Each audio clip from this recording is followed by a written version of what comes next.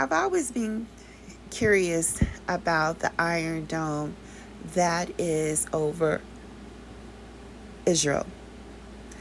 And I don't know if you're like myself, and I think I'm an okay, intelligent type of person, but I did believe that the Iron Dome was some type of maybe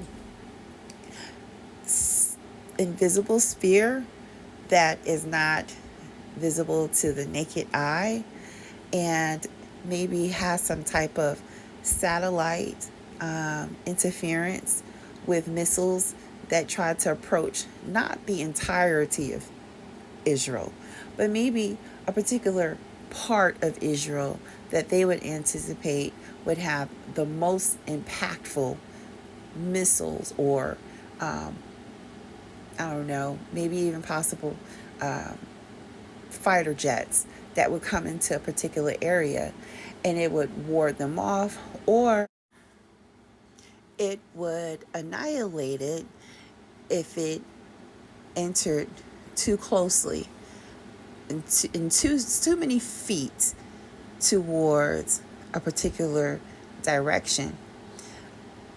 So I got a video that I came across and it gave a little bit of a brief explanation of what the Iron Dome really is and how it works against ballistics.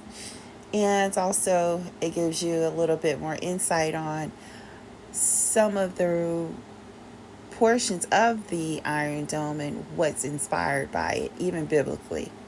So let's see what they are saying. And after the video, please, I'd like to know, did you think like I thought? I mean, now if you're an engineer, okay, or you're astrophysics, or you're an astronaut, or you work in ballistics, Air Force, you know what? That's not fair. But for everyday average folks like myself, I'd like to know, what did you think? And you know what? Even if you are expert, um, are you surprised that not many people really would have thought that it wasn't some type of spear that hovered over a particular part of Israel?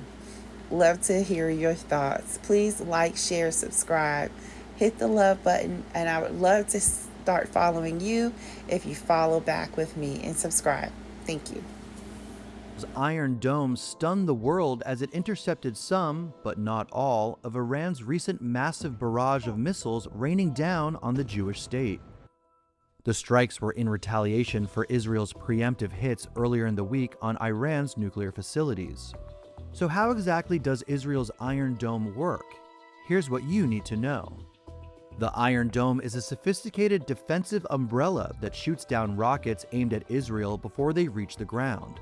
It works by calculating the trajectory of the incoming target. Rather than trying for a head-on collision, the radar-guided missiles detonate mid-air, destroying the incoming rocket in its projected path. The Iron Dome is used for short-range, low-tech threats such as rockets, mortars, and drones, but it's not working alone. The Arrow systems are designed to intercept ballistic missiles fired from thousands of miles away, and even those coasting high above in the atmosphere.